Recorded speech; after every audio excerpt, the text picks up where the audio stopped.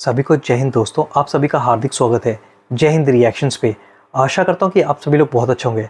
दोस्तों, एक तरफ भारत और अफगानिस्तान की दोस्ती गहरी और काफ़ी शक्तिशाली होती जा रही है और दूसरी ओर पाकिस्तान का जो ड्रीम प्रोजेक्ट है यानी कि सी पैक वो बुरी तरह से फेल हो गया है और पाकिस्तान इस बात से घबराए हुए हैं कि भारत कभी भी दोबारा ऑपरेशन सिंदूर 2 कर सकता है, यानी कि फिर भारत पाकिस्तान पे ताबड़तोड़ हमले कर सकता है। तो इसी मुद्दे पे आप देखेंगे पाकिस्तान के मशहूर पत्रकार आरजू काज़मी, जिनके सामने होगा कमर चीमा, जो कि भारत का नाम सुनते ही एकदम से घबराया हुआ है। तो ये वीडियो काफी इंटरेस्टिंग होगी, आपको बहुत कुछ जानने को मिलेगा। तो इसे अंत तक देखें और चैनल पे नहीं तो चैनल को सब्सक्राइब कर दें। तो चलिए पहले ये वीडियो देखते हैं और अंत में इसके बारे में बात करेंगे। जय हिंद, जय भारत। वीडियो देखी, ये पता चला जी बॉर्डर खुला और लोग हजारों की तादाद में ऐसे मूव कर रहे थे। तो आपको लगता है कि तालिबान ने ये अच्छी चॉइस है कि जाके दोस्ती इंडिया से कर लें और अपनी आवाम के लिए मुश्किलात पैदा कर देंगे? बॉर्डर बंद है, ट्रेड नहीं होगा, कारोबार नहीं होगा, मतलब इस तरह की चीज़ें। नुकसान तो दोनों साइड पे होता है, ये नहीं है कि हमारे यहाँ नुकसान नहीं होगा। तो आपको लगता है कि तालिबान ने ये अच्छी उनकी अप्रोच है, या कि आप समझते हैं कि पाकिस्तान ने उनको तंग ही इतना कर रखा है कि अब उनके लिए चॉइस ही कोई नहीं है? नहीं नहीं सर, मेरा ख्याल है बहुत अच्छी अप्रोच है। बिल्कुल उनको भारत के साथ काम करना चाहिए, तिजारत भी करनी चाहिए, अपने रिलेशंस भी रखने चाहिए। आप दुनिया में इसी तरह रहते हैं, ऐसे नहीं रहते कि इधर से भी बॉर्डर बंद है और उधर से भी बॉर्डर बंद है और किसी से बात नहीं कर रहे। ये तो हमने ही तरीका बना रखा है कि भारत की तरफ से भी हमारी ट्रेड जो हमने खुद ही बंद की थी 2019 में। अब अफगानिस्तान के लोगों को बार बार जब हम गद्दार कहेंगे, नमक हराम कहेंगे और पता नहीं क्या क्या अल्फाज जो हमारे मिनिस्टर्स बोलते हैं, ये भी नहीं कि मैं या आप या कोई हमारे जैसे मीडिया के लोग बात कर रहे हैं जिनको चंद हजार लोग, ये तो जो मिनिस्टर्स वगैरह बात करते हैं इनको तो दुनिया देखती है कि क्या बोला जा रहा है। तो सर ये जब इस किस्म के अल्फाज इस्तेमाल करेंगे तो इनसे कौन मिलना पसंद करेगा, कौन बात करना पसंद करेगा, जब आप किसी की रिस्पेक्ट ही नहीं करेंगे और हर एक को इस तरह बताएंगे जैसे आपसे बहुत ही कोई कम दर्जे पे कोई बैठा हुआ है और आप कोई बहुत ही ऊंची चीज है। तो फिर यही होगा जो हो रहा है। और अगर वो भारत के साथ क्या दुनिया में कहीं भी अगर जाते हैं अफगानिस्तान के लोग और उनसे बातचीत करते हैं और ट्रेड करते हैं या कुछ करते हैं, उनको बिल्कुल हक है, उनकी अपनी कंट्री है, जिससे मर्जी करें। ये हमने कोई मतलब उनका ठेका लिया हुआ है या उन्होंने कोई हमारा ठेका लिया हुआ है कि वो कहेंगे कि नहीं जी अब सिर्फ पाकिस्तान जो कहेगा हम वही करेंगे। पाकिस्तान की अगर किसी के साथ लड़ाई है तो हम भी लड़ाई कर लेंगे। क्यों भाई, उनका क्या लेना देना? पाकिस्तान और भारत आपस में अपनी किसी और बात पे लड़ रहे हैं तो बीच में अफगानिस्तान क्यों आके लड़ने लगे? और अगर अफगानिस्तान के साथ आपकी टेंशन है और किसी दूसरी कंट्री के साथ उनके रिलेशंस अच्छे हैं तो वो क्यों उसको छोड़ देंगे? कभी भी नहीं। और वैसे भी जो हालात बनाकर रखे, तो वो जो कहा जाता है ना, दुश्मन का दुश्मन दोस्त, तो उस वक्त तो वो हो रहा है कि आपने खुद ही दुश्मनियां पाल रखी है हर तरफ और उसके बाद आप चाहते हैं कि वो आपस में मिले भी नहीं। बिल्कुल ऐसा ही होगा। वो आगे बढ़ के काम भी करेंगे, एक दूसरे को सपोर्ट भी करेंगे। हम बस यही बताते रहेंगे कि हमने तो 8 जहाज गिरा दिए और हमने तो 11 जहाज गिरा दिए, हम उसी में खुश हैं। हमारे यहाँ ना ट्रेड हो रही है, ना हमारे यहाँ कोई सामान सस्ता हो रहा है, ना हमारी पब्लिक को कोई रिलीफ मिल रहा है, नहीं, लेकिन हमने जो है ना बस जहाज गिरा दिए। बस वही बता बता के आगे 200 साल हमने ऐसे ही जीना है। हमारे यहाँ कोई प्रोग्रेस नहीं हो रही। अफगानिस्तान वाले शायद कुछ बेहतर हो जाए, लेकिन ये कि हमारी हालत वही है सर। और सीपीसी कब से बन रहा है? वो चाइना को हम कह रहे हैं फेज 2 शुरू करो, 1 बना नहीं है, 2 के लिए फिर हम शी जिनपिंग के पास पहुंच गए। 12-13 साल हो गए सर उस प्रोजेक्ट को जो गवादर में बन रहा था और कहा गया कि था कि जी उसको तो हम दुबई से भी पीछे छोड़ देंगे, दुबई को भी, और पता नहीं क्या कौन कौन सी कंट्रीज दुनिया की बता रहे थे कि उससे भी आगे चले जाएंगे। लेकिन वहां पर इतनी करप्शन हुई, इतनी करप्शन हुई, और उसके बाद वो आसिम सलीम बाजवा वो सारे पिज्जा फ्रेंचाइज बनाकर दौड़ गए। वो उसके बाद जो बाकी लोग आए उन्होंने भी कोई इस पे काम नहीं किया। सारी दुनिया में करप्शन होती है, ऐसा नहीं है कि पाकिस्तान वाहिद कंट्री है जहाँ पे करप्शन होती है। लेकिन हमारे यहाँ जिस तरह से होती है ना, बाकी अगर मैं भारत की भी एग्जांपल दूं तो वहां पर भी जो करप्शन होती है काफी देर तक पैसा उनकी कंट्री में ही घूमता रहता है। हमारे वाले तो फटाफट उठा के कोई दुबई ले जाएगा तो कोई कनाडा ले जाएगा, तो पाकिस्तान का तो सोचते नहीं। अब अगर अफगानिस्तान वाले अपनी मर्जी से चल रहे हैं तो सर उनकी फॉरेन पॉलिसी पाकिस्तान ने तो नहीं बनानी है कि वो किससे बात करें और किससे ना करें। मैडम, आप के गिले अपनी जगह पे, लेकिन जारी बात है पाकिस्तान जो है वो जारी बात है इसी तरह ही आपसे सीखेंगे और उस पर अमल करते रहेंगे। मैडम, ये बताएं कि जो ऑप सिंदूर के बारे में बातें हो रही हैं कि हम पाकिस्तान पे दोबारा हमला करेंगे, ये क्यों कहते हैं ये क्या वजह है? वो क्यों ऐसी बातें करते हैं? क्या ऐसा कोई खतरा मौजूद है कि इंडियन गवर्नमेंट दोबारा हमला करना चाहती है? पहले कभी कहते हैं ऑपरेशन सिंदूर पॉज है, कभी कहते हैं खत्म हो चुका है, कभी कहते हैं नहीं जारी है। तो मतलब पता नहीं डिफरेंट किस्म के ये व्यू उनकी तरफ से आ रहे हैं। तो ये क्या करना क्या चाहते हैं आपके ख्याल में, जो रोज थोड़ी देर बाद इंडियन लीडरशिप पैगाम भेज देती है?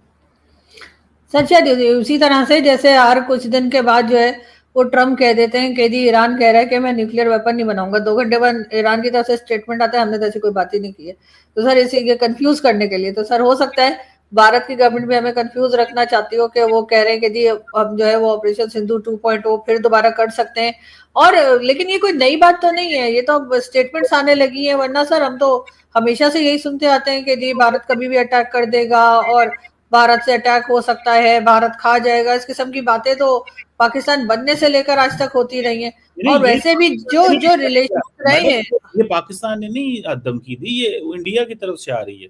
आप गलत जवाब दे नहीं रही नहीं नहीं, मैं गलत जवाब नहीं दे रही हूँ, आप नहीं, समझे मैंने नहीं। कहा आप ये समझ रही है ना कि पाकिस्तान ने धमकी नहीं दी। नहीं नहीं नहीं नहीं, मैंने ये नहीं कहा पाकिस्तान ने धमकी दी, पाकिस्तान ने नहीं दी धमकी, अच्छा, भारत की तरफ से ये स्टेटमेंट है। लेकिन मैं ये कह रही हूँ कि इस तरह के स्टेटमेंट तो हम हमेशा से सुनते आए हैं कि भारत की तरफ से कि भाई यही रहता है कि जी अब अटैक कर देंगे या कुछ हो जाएगा। लेकिन उन्होंने साथ टेररिज्म की भी बात की है कि जाहिर है कि अगर कोई टेरर अटैक होता है, लेकिन वो भी मैं समझती हूँ कि गलत है।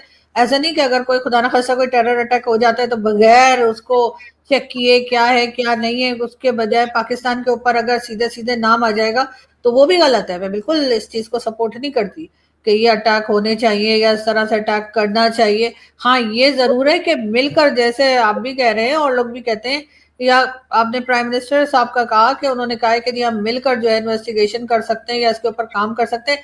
लेकिन उसके लिए सर थोड़ा सा प्राइम मिनिस्टर साहब को एक कदम आगे जाना चाहिए। उनको ये कहना चाहिए कि ये हाफिज सईद और मसूद अजहर ले लें आप वाघा बॉर्डर से उधर, और उसके बाद जो है ना फिर बातचीत करने की ऑफर करें।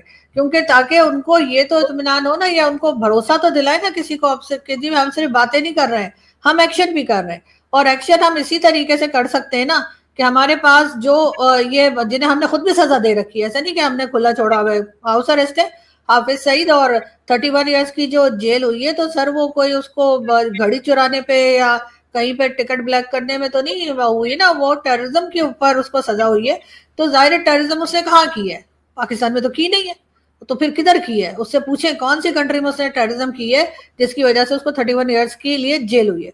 तो जाहिर है कि उसको हाउस अरेस्ट इसीलिए किया गया है कि जो टेररिज्म का उसके ऊपर इल्जाम लगा है वो भारत ने जो कहा था वो चीज है। तो फिर सर ये हाफिज सईद हो गया, मसूद अजहर हो गया, दाऊद इब्राहिम के लिए जावेद मियांदाद साहब हमारे क्रिकेटर, हमसे पूछ ले कि भाई वो आपका समझी जो है वो किधर है, और इन 2-3 को पकड़ के भारत के हवाले कर दें। सर ये 24 करोड़ की आबादी के लिए ये 2-3 लोगों की कुर्बानी जो है मेरा ख्याल है ये गलत नहीं होगी। और अगर भारत को ये मिल जाएंगे तो वो फिर जाहिर है वो बिलीव करेंगे कि हम बहुत सीरियस है टेररिज्म के ऊपर काम करने में। लेकिन सिर्फ ये कह देने थे कि आइए जी इन्वेस्टिगेशन करते हैं, तो क्या इन्वेस्टिगेशन करेंगे? आपने तो जैसे पहले भी बात हुई थी कि आपने तो वो मुंबई अटैक हो चाहे उड़ी पुलवामा कुछ भी इन्वेस्टिगेशन करके उसके बाद कहेंगे नहीं जी ये बंदा तो हमारा है ही नहीं।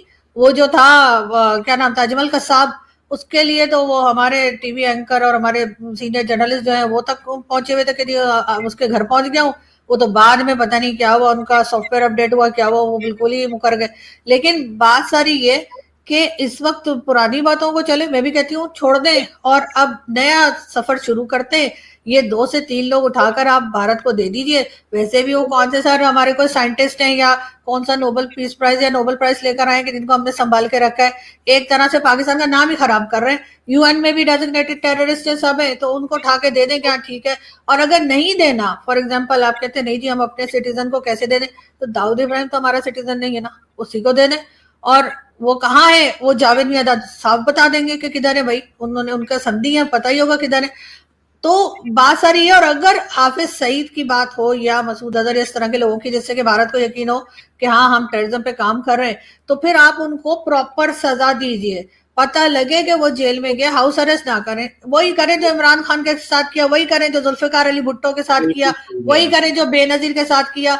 जो पॉलिटिशियंस सर, जो प्राइम मिनिस्टर हमारे जेल में जाते हैं बेचारे, जिनकी आंखें खराब हो जाती हैं, जिनको मार डालते हैं, जिनको फांसी लगा देते हैं, तो ये 2-3 जो है और टेररिस्ट जो कहलाते हैं जिनके ऊपर इल्जाम है सर, इनको ऐसे मतलब फांसी दे, फांसी की सजा दे कि दुनिया देखे पता लगे कि हाँ फांसी हुई है। उनको फांसी हो गई तो ओसामा बिन लादेन की तरह नहीं कि कहा के मार दिया और फिर पता ही नहीं लगा उसकी डेड बॉडी कहाँ गई।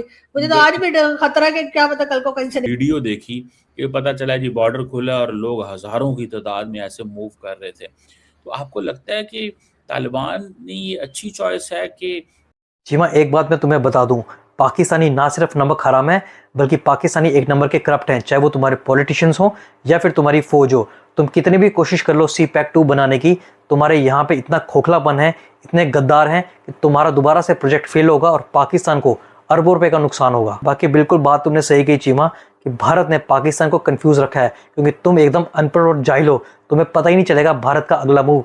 और जल्दी पाकिस्तान के जब 4 टुकड़े होंगे तब तुम्हें समझ में आएगा कि चिड़िया चुग गई खेत। बाकी दोस्तों, आशा करता हूँ वीडियो को आपने अंत तक देखा होगा। वीडियो अगर आपको पसंद आई है तो इसे लाइक और शेयर जरूर करें और अपने विचार हमें कमेंट सेक्शन में लिखकर जरूर बताएं। एक बार फिर चैनल पे नहीं है तो चैनल को सब्सक्राइब कर दें। जय हिंद, जय भारत।